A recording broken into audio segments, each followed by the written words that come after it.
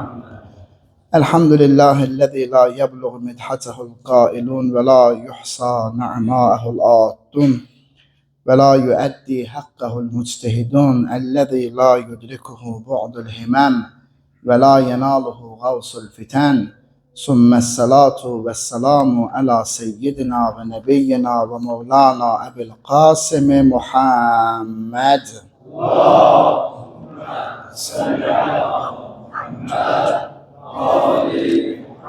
وعلى أهل بيته الطيبين الطاهرين المعصومين المنتجبين المنتخبين ولعنة الله على أعدائهم أجمعين من الآن إلى قيام يوم الدين. أما بعد فبسم الله وبالله ثم بذكر ولي الله.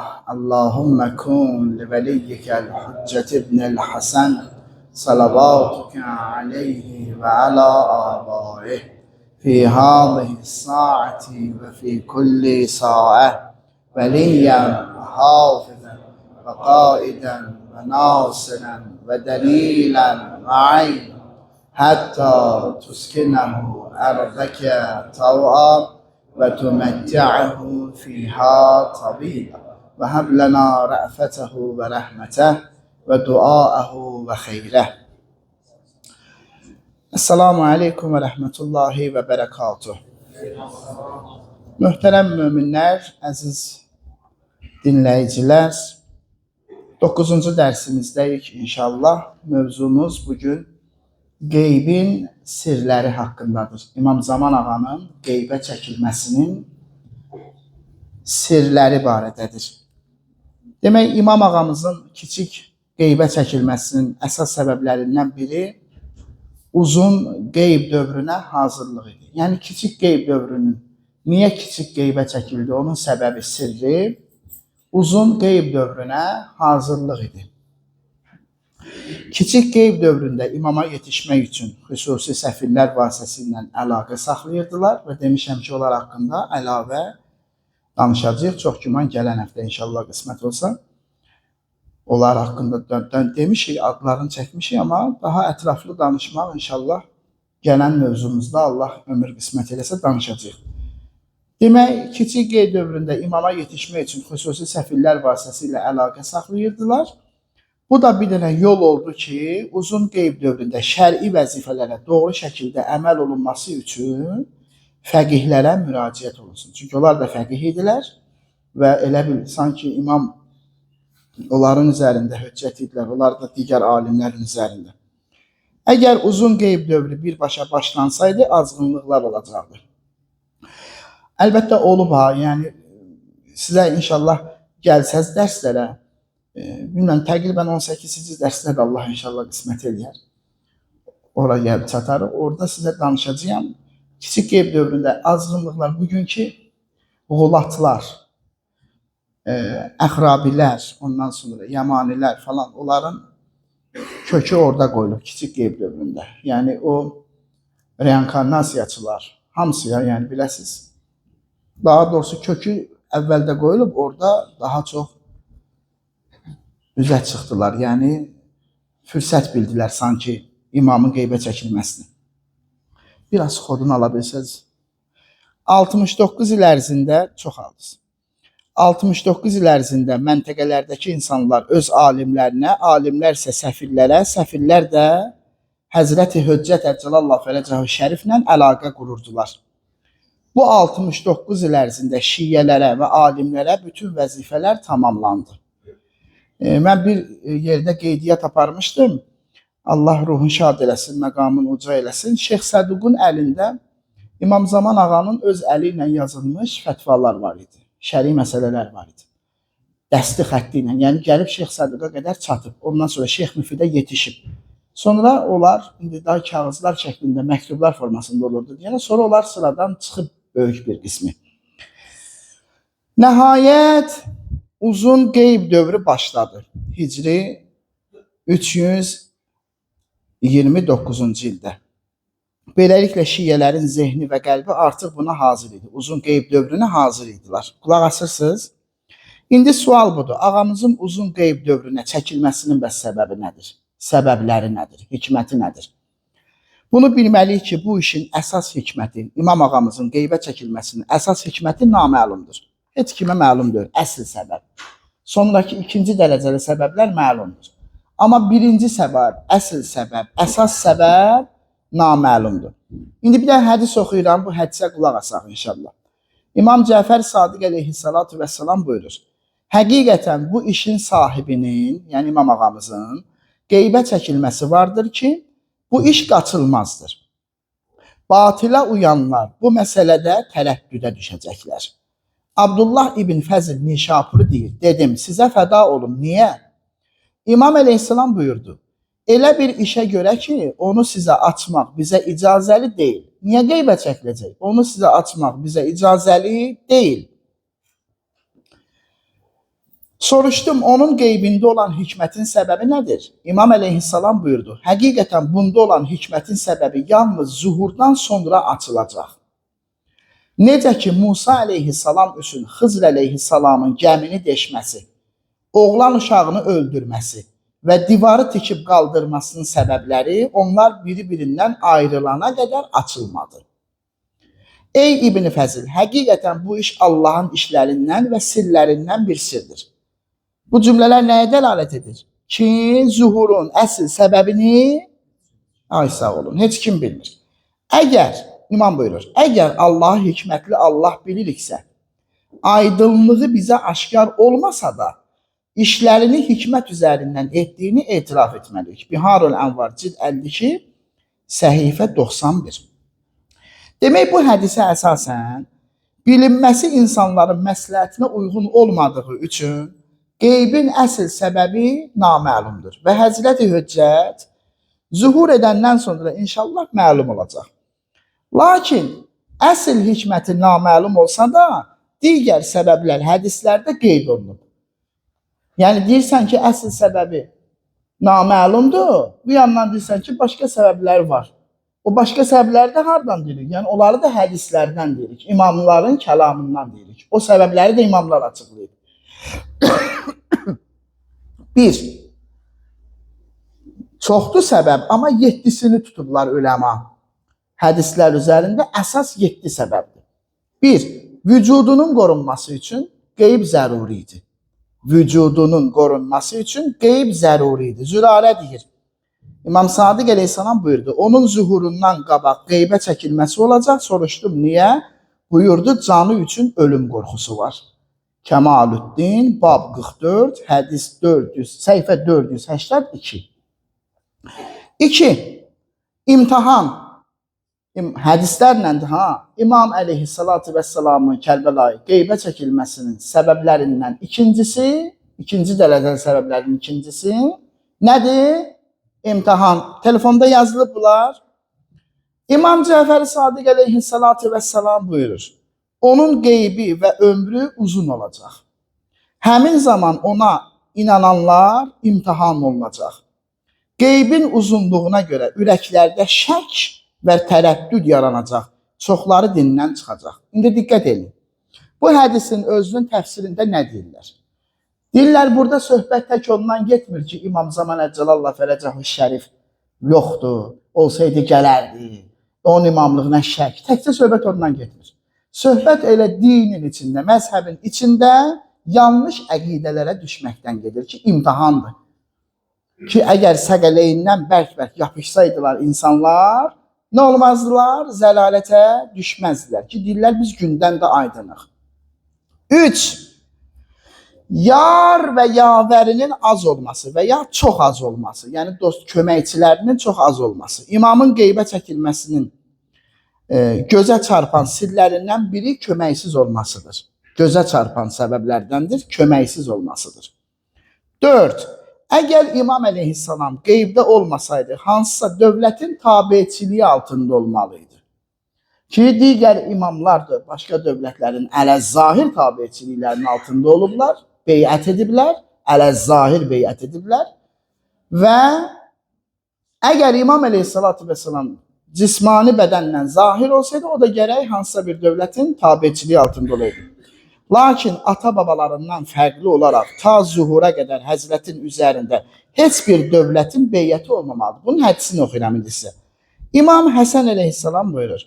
İnnəllahə yuxfi viladətəhu. Baxız indi. Elə cümlənin məntiqindən başa düşəcəksiniz ki, digər imamlar ələz-zahir, min babi təqiyyə, məcburiyyət və s. öz dövrlərindəki xəlifələrin beyyəti altında olublar. İndi hədisə baxız. İnnəllahə yuxfi viladətəhu. Allah onun dünyaya gəlişini gizli edər və yuğayyibu şəxsi olaraq, bədən olaraq, vücud olaraq onu qeybə çəkər. Niyə? Li'əlla yəkunə fi unuqihi beyətun izə xərəcə. Çünki çıxanda, xuruc edəndə, zuhur edəndə heç kimin beyəti onun öhdəsində, boynunda olmasın deyə. İhticac cildi 2, səhifə 289. Əgər beyəti qəbul etsə, həmin dövlətdə sülh etmiş olacaq və qarşı çıxa bilməyəcək. Çünki beyəti pozmayacaq. Heç bir imam da hansı xəlifə ilə beyət edibsə, o beyətini sındırmayıb. Min çox. Nə qədər səbəbləri var bunun da əlbəttə. Məsələn, İmam Hüseyin əleyhissalatu vesselam Muaviyə lənətullahi aleyhin beyəti altındaydı. Amma Yezdə beyət eləmədi. Beyət etsəydi, xuruc edə bilməyəcəkdi. Xuruc etməyəcək, öz beyətini sındırmayacaqdı. 5. Peyğəmbər sallallahu aleyhi və alihi və səlləm buyurub, keçmiş ümmətlərdə baş verən hər şey qarış və qarış mənim ümmətimdə də baş verəcək. Bu bilirsiniz nə gözəl mövzudur bunun özü. Bu bir başlıqdır ya. Bu özü bir söhbətdir. Nə bu İmam Rıza əleyhissalamın Məmun lənətullahi aleyhinə bunun barədə geniş söhbəti var. İmam Rıza əleyhissalamın. Ki keçmiş ümmətlərdə baş vermiş hər bir şey Peyğəmbər buyurub, mənim ümmətimdə də olacaq. Nə olubsa nə olubsa mənim ümmətimdə də olacaq. İndi keçmiş ümmətlərdə olmuş şeylərdən biri qeybdir yoxsa yox? Keçmiş ümmətlərdə qeyb olub. Demək, mənim ümmətimdə də qeyb olacaq. Bəzi peyğəmbərlər öz peyğəmbərlikləri dövründə qeybdə olublar. Az deyil ha, qeybə çəkilən peyğəmbər ha, bilirsiniz? Az deyil, xeylən var ha. Həzrəti Musa qeybə çəkilib. Həzrəti İdris, Həzrəti İsa, Həzrəti Yusuf, Həzrəti Yunuslar qeybə çəkiliblər ha öz dövrlərində. İmam Cəfər Sadiq əleyhissalatu vesselam buyurur, qaim əcəlallahu taala fərəcəhu şərifdə salavat denən. Allahümmə salli ala Muhammed və ali Muhammed. Musa ibn İmrandan bir bənzərlik var. Ağamızda kimdən bənzərlik var? Həzrəti Musa əleyhissalamdan. Qulaq asın, xahiş edirəm. Ayağa durdunuz, oturdunuz, fikriniz getməsin. Dedim, Musa ibn İmrana bənzərliyi nədir? Buyurdu, doğulmasının gizliliyi və qövmündən qeybə çəkilməsidir. Sahabə bilmirmiş ki, məsələn, Musa Peyğəmbər qeybdə olub. Dedim, o qövmündən və əhli beytindən nə qədər müddət ərzində qeybə çəkilir? Buyurdu, 28 il. Kəmaluddin, bab 33, hədis 18. 6-cı səbəb, İnsanlar bütün məktəbləri, dövlətləri və hakimiyyətləri görüb onlardan naümid olsunlar deyə. Bunun da hədisi var. Yəni insanlar bütün dövlətləri görəcəklər və deyəcəklər ki, bunların heç biri, məsələn, kimsə durub arzulamayacaq ki, sosializm geri qaydıydı, kaş kapitalizm olaydı, kaş demokratiya geri qaydıydı, kaş filan. Heç bir dövlət, bütün dövlətləri görəcəklər və biləcəklər heç birində ədalət hüquqları bərpa olmayacaq. Bunları görsünlər deyə, yəni qeybin sirlərindən biri budur. Hədisi oxuyum sizə. Demək, Həsən ibn Şazan Vasiti rəvayət edir. İmam Rıza əleyhissalama Vasit əhlinin cəfasından və zalim dövlətin zülmündən şikayət məktubu yazdım. Kərbəla, qulaq asırsan? Onlar mənə dedim, zülm edirlər. Demək, İmam Rıza əleyhissalam öz dəsti xətti ilə mənə belə buyurdu, yazdı, belə buyurdu. Allah bizim dostlarımızdan, bu sözü, yeri var bu sözə, Allah hamıya qismət eləsin. Buna Türklər demişkən, bu sözə takılmanın yeri var burada. Bax, Allah bizim dostlarımızdan batil dövlətlərdə səbr etmək barədə zərr aləmində əhdi peyman alıb. Səbr etmək. Odur ki, Rəbbimin hökmünə səbr et. Çünki məxluqatın ağası zuhur edərkən onlar bu sözləri söyləyəcəklər. Vay halımıza. bizi yatdığımız yerdən kim qaldırdı? Hə, Kərbəlayı Müşfiq 50 min dəfə oxumuşuq bunu Yasin surəsində. Bilmirdik. Elə bilir qiyaməti. Qalu ya veylənə mən ba'asana min mərqədinə. Haza ma va'adər-Rahmanu və sədəqəl. Bu ayə həmən o rəcətin ayəsidir. Vay halımıza, bizi yatdığımız yerdən kim qaldırdı? Bu rəhman olan Allahın bizə verdiyi həmin vəddir. Onun rəsulları doğru deyirmişlər. Üsul-i Kafi cild 8, yəni Rozətül Kafidə hədis 349. 7-ci səbəb, cənab-ı möhtərəmlər, Allah gördü ki, insanlar Allahın hüccətlərini sevmədilər, qədirlərini bilmədilər, onları zindana atdılar, əziyyət verdilər, öldürdülər, işgəncələrə məruz qoydular, layiq olmadıqları hərəkəti elədilər onlarla. Bu ağır işgəncələr Peyğəmbər sallallahu aleyhi və səlləmin şəhadətindən, yəni hicrətin 11-ci ilindən başlayıb 260-cı ilinə qədər 249 il çəkdi. Bu 249 il ərzində ən vəhşi cinayətləri hidayət imamlarına, ailələrinə və ən yaxın dostlarına rəva gördülər. Allah da sonuncu hüccəti buna görə günümüzə qədər davam edən cinayətkarların əlindən aldı. Onların əlindən aldı və qeybə çəkdi. Bu da qeybin sirlərindəndir. Bildiyimiz kimi İmam Mehdi sahibə zaman əcəlallahu teala fərəcəhu şərif insanların arasında qeybdədir. Həzrəti Xızır kimi qeybdədir. Həzrəti İsa kimi qeybdə deyil. Bunu bilirik də. Yəni İmam ağamız insanların içində qeybdədir. Qeyb necə, o qeybin necəliyin dərsi də var inşallah. O da gələcək bir gün. O qeyb neçə cür, neçə vəclə tocih olunur, izah olunur. Onu inşallah çatandan bir mamacan çatacaq ola. Amma yazmışam, dəftərdə var. Ona da çatacaq inşallah. O qeyb necə qeybdir? Peyğəmbərdən də misallar çəkiləcək ki, məsələn, indən deməyim, əlbəttə. Məsələn, vəcəənnə min beyni əydihim səddən və min xəlfihim səddən fəəxşeynahum fəhum la yubsirun. İnsanların arasındaydı, amma görmürlər Peyğəmbər, bildiniz. Önlərindən və arxalarından sədd çəkdik. Keçdi onların arasından, getdik Məscidül Hərama, Kəbənin yanında Peyğəmbər ibadət elədi. Hansı ki, gözləyirlər ki, çıxan kimi vırsınlar, nə bilim, əziyyət eləsinlər. Belə getdi də, gəldi də. Yəni, yoxa çıxmamışdı. İfadələrin pis çıxmasını Peyğəmbərdən üzr istəyirəm. Yəni, yoxa çıxmamışdı. Elə var idi, amma onlar görmürdülər. Keçirdi, gedirdi, gəlirdi, onlar görmürdülər. İmam Əcəlallah Fərəcəhu Şərif də xalq arasında qeybdədir. Xalq arasında, cəmaatın içində qeybdədir. Göydə yox və ya hansısa bir məntəqədə yox ki, orada oturub oradan çıxmır və ya biyabanlarda, səhralarda, hardası belə yox. Xalqın içində, cəmaatın arasında qeybdədir. Sənin Allah, necə deyim, mənim yox, möminlərin ağzından eşitsin ki, şayət buradadır. Şayət, məsələn, bir başqa yerdədir. Xalqın içində qeybdədir. Nəinki bir müəyyən məkandadır, oradan kənara çıxmır. İmamın evli olması barədə ehtimallar var. Kimsə yəqinlə deyə bilməz, kimsə yəqinlə inkar edə bilməz, kimsə yəqinlə təsdiq edə bilməz. Burada ancaq ehtimal rol oynayır. Həzrətin evli olması barədə ehtimallar var. Ən-nikahı sünnətifə, mən rəğibə ən sünnətifə. Düzdür, buna da irad bildirən var. Nikah mənim sünnəmdir. Hər kəs mənim sünnəmdən üz döndərsə məndən deyil. Kimi bunları istidlal edirlər. Buna da cavab verənlər var. Deyirlər ki, o demək deyir ki, ömrün əvvəlindən axırınacan nikah eləməsə sünnəmdən çıxmış sayılır da. İmam sağdır da, bəlkə gələndən sonra nikah eləyəcək. İndi də bu heç bir tərəf gedib bir yəqinə çıxa bilməz var. Ona görə də belə deyilir. Ehtimal var ki, evlidir. Ehtimal var, evlidir, övladı var. Ehtimalən İmam Məkkə ətrafında evi var. Niyə? Çünki sən nüdbə duasında nə deyirsən? Əbirəzva, əmzi, tuva.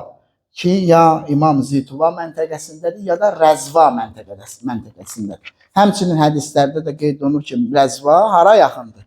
Məkkəyə yaxındır. Ki, 313 nəfər Rəzvada beyət eləyəcəklər də İmam ağa ilə. Vaxtı çatanda Allah qismət etsin, inşallah danışacaq. Təbii ki, imamın yaşadığı bir ev var və bu evində adı var. O da nədir? Beytül Həmd, yəni həmd evi. Həzrət Ağanın yaşadığı evin adıdır. Maşallah görün bu gün nə qədər söhbət eşidirsiniz. İmam Baqir əleyhissalatu vesselam buyurur. Bu işin sahibinin evi vardır. Ona həmd evi deyilir. Beytul həmd. Bəzi İmam Zaman düşmənləri var. Onlar da bir dənə ev açıblar. Adını Beytul Ədl qoyublar. Ədalət evi. Allah onları məhv eləsin inşallah. Həmin evdə o dünyaya gəldiyi gündən İmam buyurur, qılıncla qiyam edəcəyi günə qədər çıraq yanar. Həmən evdə, həmən məkanda. Şeyx Tusi Əl-Qeybə səhifə 467 ki, əlhəmdülillah bugün bizə qismət oldu.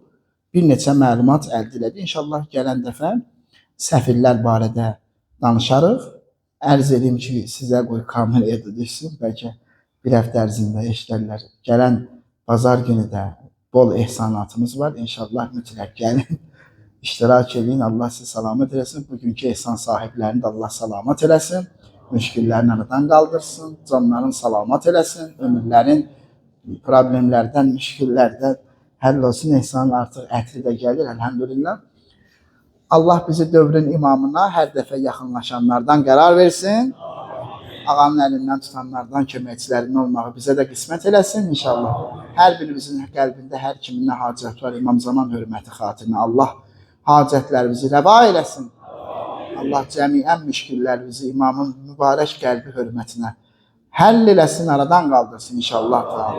Bismillahirrahmanirrahim. Allahümmə kunni veliyyikəl hüccət ibnil Həsən salavatuke aleyhi və alə abaih fi hâzihi sâetin ve fi kulli sâe veliyen ve hafizan ve qaiden ve nasiren ve deninen ve ayn hatta tuskinehu erdeke tava ve tumetti'ahu fiha talila bi rahmetike ya erhamer rahimin.